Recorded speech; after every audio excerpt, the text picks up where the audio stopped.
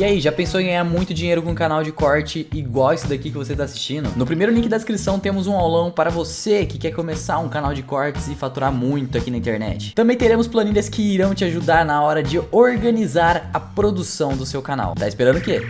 Você é um excelente comunicador. Você fala bem. Então, uma pergunta dupla. Quanto que você atribui tua performance, teu sucesso profissional, sua capacidade de comunicação e como que você desenvolveu ela? Vamos começar como eu desenvolvi. Primeiro, obrigado por dizer que eu sou um bom comunicador. A gente tem uma autocrítica elevada. Eu talvez apontasse muitas falhas na minha forma de comunicar. Mas eu desenvolvi minha comunicação com vendas, na área de vendas. Porque eu sempre fui um cara tímido, sempre fui um cara... Aquele cara que vai numa festa, que vai num lugar e que fica no cantinho ali, não é o cara que puxa muito assunto. Eu, por natureza, tenho assim, uma timidez que foi vencida dominada, né, ao longo do tempo por conta da minha confiança, dos meus resultados e da própria comunicação. Porque timidez não é uma coisa que você resolve, é uma coisa que você domina. Então, a timidez, ou ela te domina ou você domina a timidez. Sim. Então, a vendas é algo que você tem que se comunicar com os clientes e conversar e, de certa maneira, ter uma comunicação mais persuasiva, você trabalhar objeções, você ter argumentos rápidos para você chegar no teu objetivo da venda. Então, isso desenvolve a tua habilidade motora, né? Que a comunicação é um conjunto de habilidade motora e raciocínio e a conjugação das duas coisas. Sim. E venda te exige isso. Então, eu penso que vendendo, eu dei meus primeiros passos com comunicação. Depois eu também liderei times de vendas, formei executivos, dei aulas, palestras internas para os meus times, né? Que a gente tinha que formar pessoas. Em área de vendas você forma, né? Você forma um vendedor, você forma um supervisor de vendas, forma um gerente, um diretor regional. São diversas camadas de vendas que exigem de você uma gestão dessas pessoas. Essa gestão é feita via comunicação.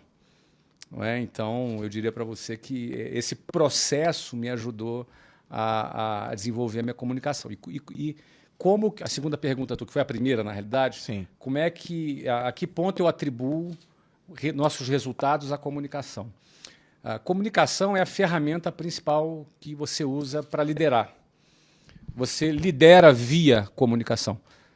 Você vai liderar pessoas, você vai liderar um time, você vai liderar... E liderar, basicamente, o que é? É conduzir aquela pessoa a performar. Liderar não é ser chefe, simplesmente.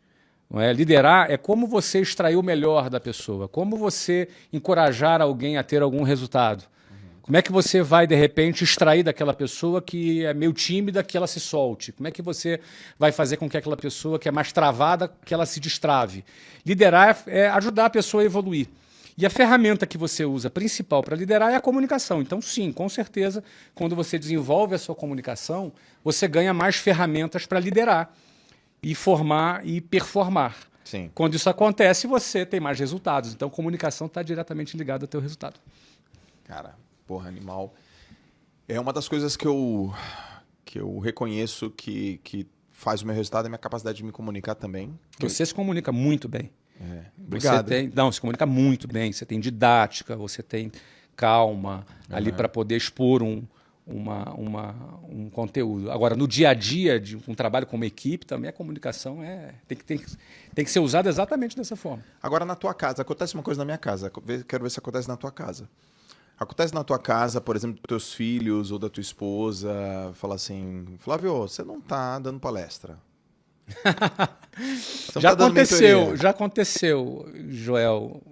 Você aprende com o tempo a dar palestra sem a pessoa perceber que está dando palestra, entendeu? É uma técnica mais avançada, entendeu?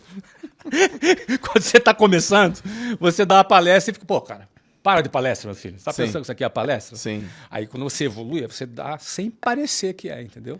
Cara, direto minha esposa fala, pô, isso aqui não é uma mentoria, eu não sou seus alunos. Entendi. Eu não sou... Você não tá numa live. Pô, cara, você é meu marido.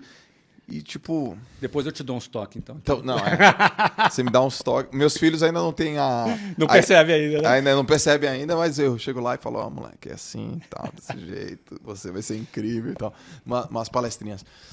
Não, eu tive uma empresa antes de estar aqui no grupo, eu tinha um grupo de pessoas que trabalhavam comigo que eles me chamavam de palestrinha. Uhum, Chama até hoje, né? Aquela risada ali, ó, é de quem que É um termo hoje. pejorativo pro chaveco ali, né? Pra palestrinha. Não, os caras falam, lá vem o Joel dar uma palestrinha. Entendi. Lá vem o Joel dar uma palestrinha. Ele tá achando que tá falando com os caras e tal. Putz, caraca. Flavião, e eu quero saber uma questão que você falou na live, que foi uma resposta que eu não estava esperando, né? Por que você teve tanta energia para buscar tantos resultados e por que você teve tanta energia para ser um empresário, um empreendedor de sucesso? Eu não estava esperando aquela resposta que você falou assim, o amor pela minha esposa. Cara, eu não estava esperando aquilo, né? Eu não sei se a turma estava esperando aquilo, mas eu não estava esperando aquilo. E você pode falar de novo aqui, porque talvez tenha pessoas que não assistiram a live, e eu queria que você explique, porque agora nesse podcast vai ficar para sempre o teu motor, né? O teu punch, o teu motor primário para você realmente dar certo na vida. Você falou que eu queria casar e era o amor pela minha esposa. Que você está casado há quanto tempo mesmo? Vou fazer 30 anos. Antes de você dar a resposta, qual é o segredo para ficar 30 anos casado, cara? Como é que faz? Tipo, você já tá quantos anos? 8. Você tá no caminho, cara. Tá se comportando bem? Sim. Tá tratando ela bem? Respeito. Do jeito que ela merece? Do jeito que ela merece? Olha, muito melhor do que ela...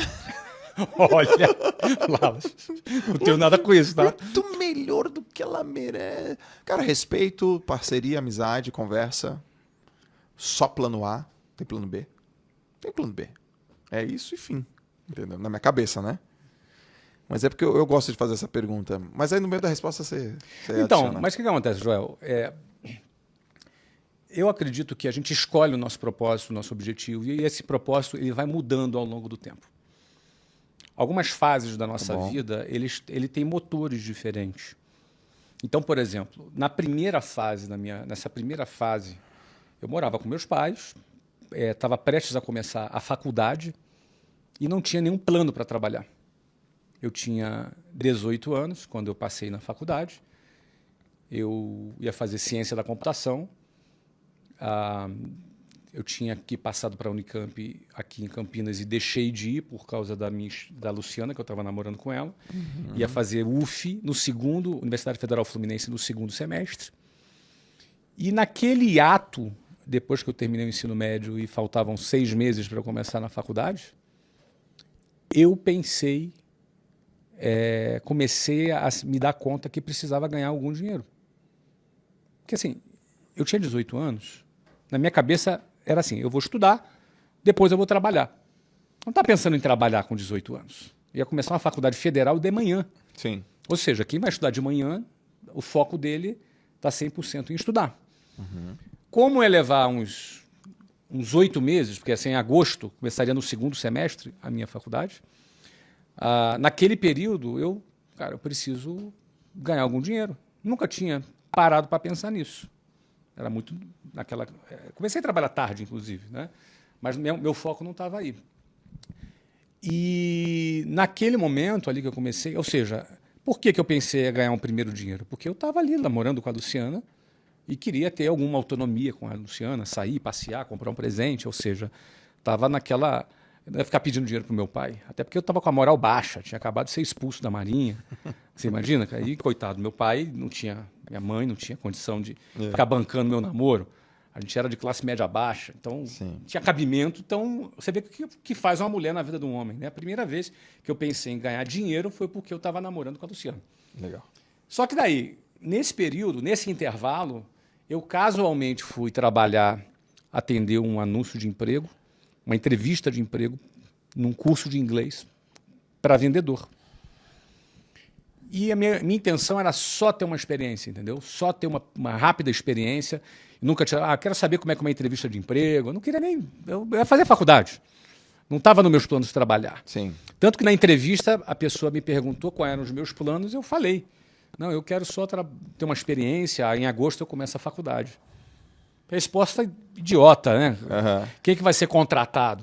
Eu acho até que eu fui ali escolhido por engano, sabe? Porque o cara do meu lado deu uma resposta bacana e ela mandou ele embora e eu fiquei. Eu fiquei assim, opa, não é? Porque... Só que eu fui lá participar do processo seletivo. Quando eu fui aprovado finalmente, fui trabalhar nessa empresa, lá tinha um plano de carreira. Tá. E aquilo me cativou.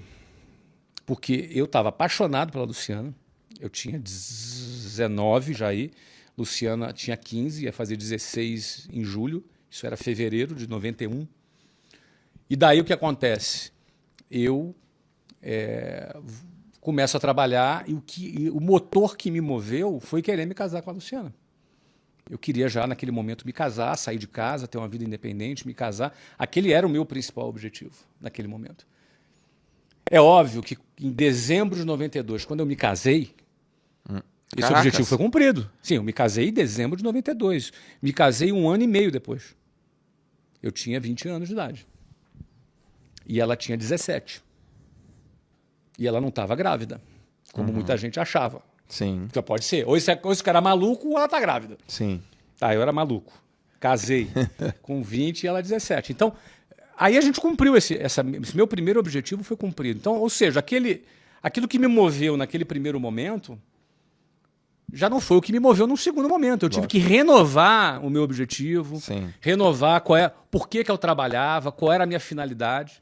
Você vê que as nossas metas, os nossos propósitos, eles vão mudando ao longo da nossa vida. Mas é muito importante a gente entender qual é a nossa meta naquele momento, qual é o propósito que a gente tem naquele momento e a gente focar naquilo. Sim. E aquilo realmente me moveu, Joel. O amor pela Luciana foi o meu combustível inicial para, inclusive, aguentar o tranco, porque eu já falei isso muitas vezes, o tranco era muito violento. Eu acordava às 5 horas da manhã, saía 10 para as 6 de casa, pegava o ônibus lotado, até chegar no centro do Rio de Janeiro, 8 horas da manhã. Então eram 2 horas e pouco para ir, mais 2 horas e pouco para voltar, 4, 5 horas por dia em transporte público lotado.